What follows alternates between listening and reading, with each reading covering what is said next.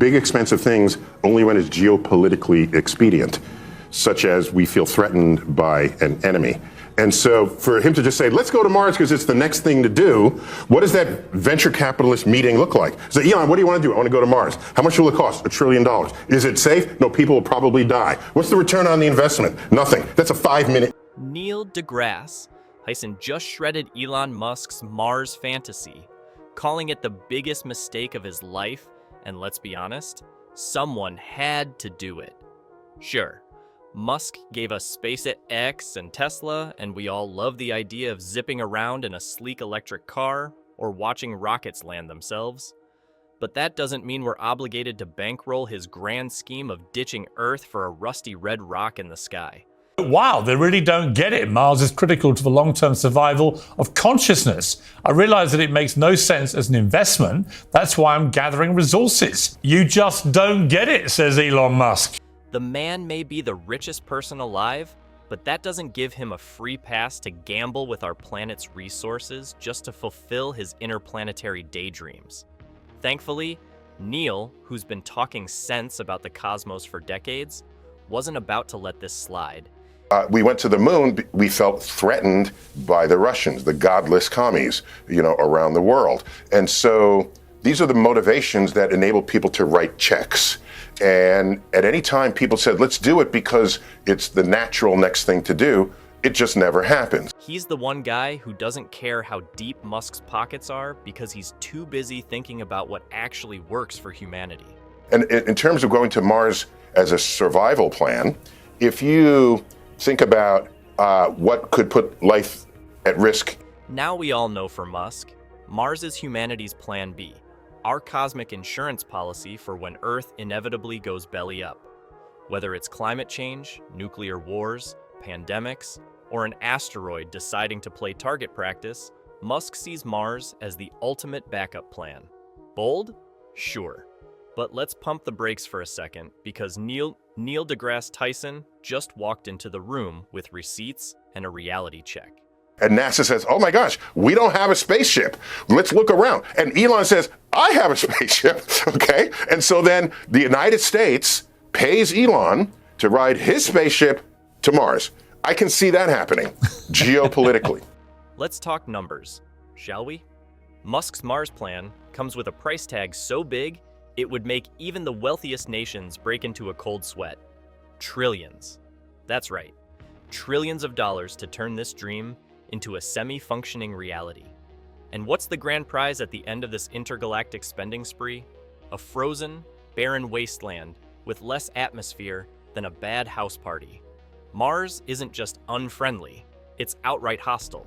Temperatures colder than your ex's heart, zero breathable air, and not a single drop of liquid water. And let's not even get started on the logistics of transporting millions of people across 54 million kilometers of unforgiving space. And here's where it gets really spicy. Musk isn't even pretending this is a money-making venture.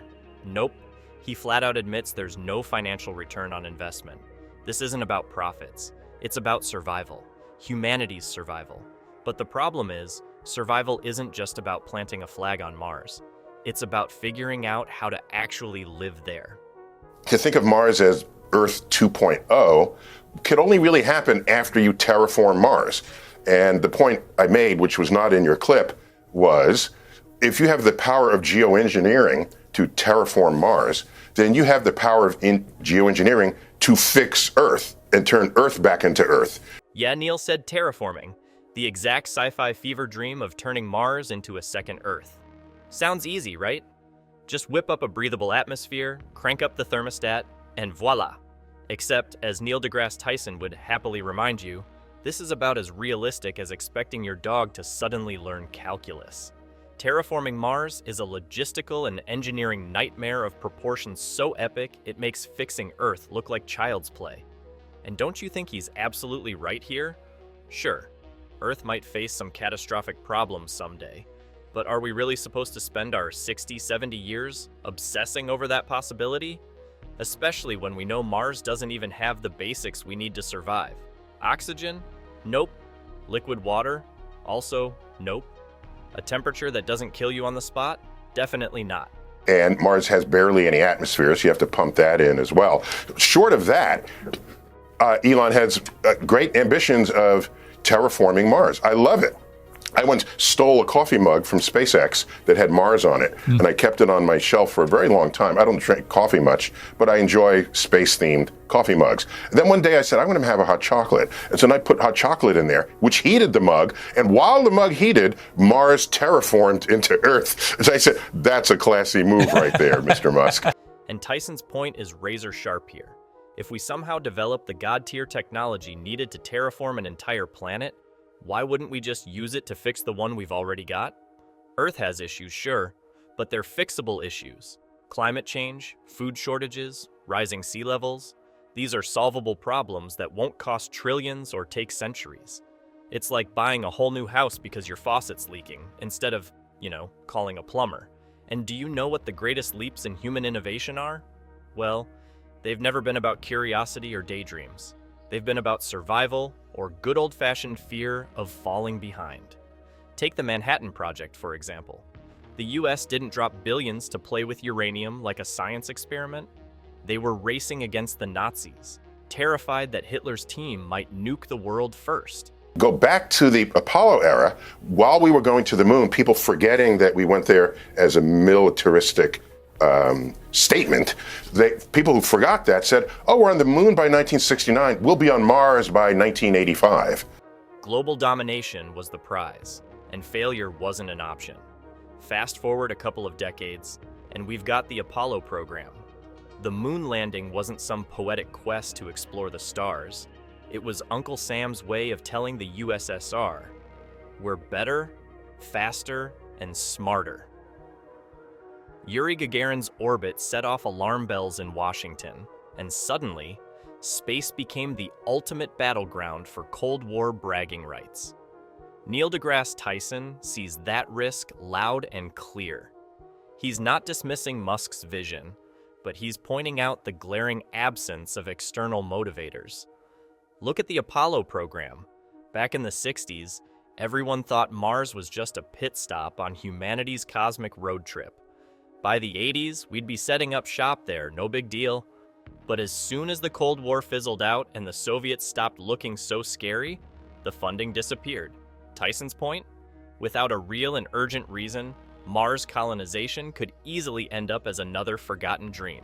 Most naysayers about the moon had no confidence that we would ever accomplish such a feat. And they didn't have an understanding of the progress of science and technology and engineering and political will. And let's not sugarcoat what happens if Musk actually gets there. Planting a flag is just the warm-up act. Living on Mars? That's a whole different beast. There's no oxygen.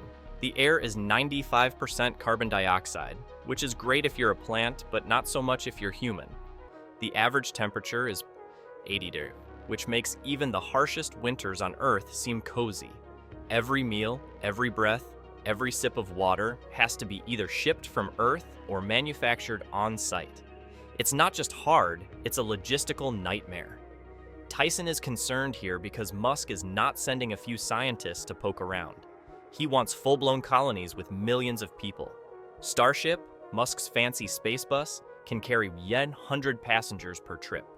To move 1 million people, you'd need 10,000 trips. Each journey takes 9 months one way, not counting the fuel, the logistics, and the infrastructure needed to keep everyone alive. Current technology isn't just behind, it's laughably inadequate. Tyson isn't anti-Mars. He gets the appeal of dreaming big, but he's also not about to let Musk slide on practicality. And if you have the technology and the power to terraform Mars and ship people there, you probably have the ability to bat asteroids out of the way that might have been headed towards Earth. Humanity's future might not lie solely on Earth, but Tyson's not convinced that betting it all on a freezing, barren planet is the answer. Musk's vision is bold, no doubt, but Tyson's here to remind us that bold doesn't always mean smart. And as of 2024, Musk's net worth is sitting north of $250 billion. SpaceX alone, valued at $7 billion, is a testament to what happens when you combine deep pockets with an even deeper sense of ambition.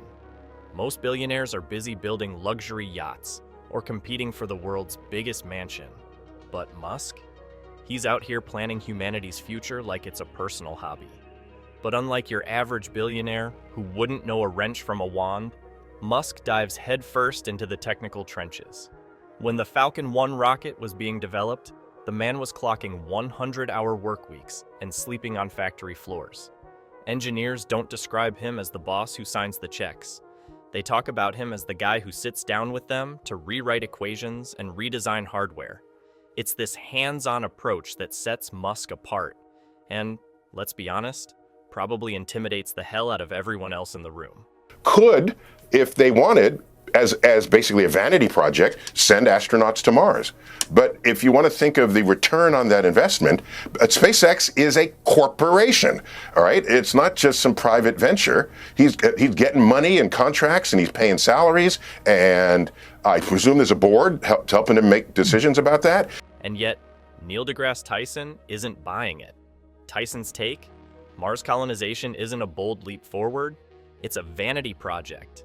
According to him, the entire idea is missing one key ingredient: a business case. SpaceX has revolutionized space travel by slashing costs with reusable rockets, but even those savings won't make colonizing Mars remotely profitable. Tyson argues that without a financial incentive, this whole venture risks becoming an astronomical money pit fueled by one man's ambition rather than any genuine necessity.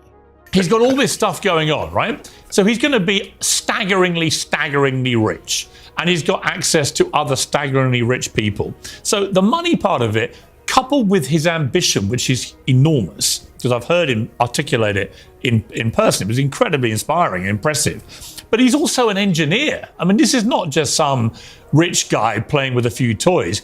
Musk from the age of like 10 has been doing data code writing and so on. He's a proper engineer to his bootstraps.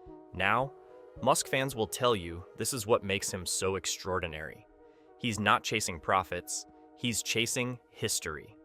The guy's track record speaks for itself. SpaceX pulled off what was once thought impossible: reusable rockets.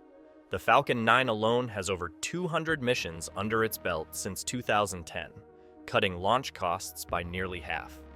If Musk says he can make Mars colonization work, his past successes make you stop and think, well, maybe he really can. But success on paper and survival on a freezing, oxygen-deprived rock are two very different things. Of course, this raises some big ethical questions. Should humanity really be focusing on interplanetary colonization when billions of people on Earth don't even have access to clean water or basic healthcare? Tyson and other critics argue that prioritizing Mars feels tone-deaf when there's so much suffering and inequality right under our noses.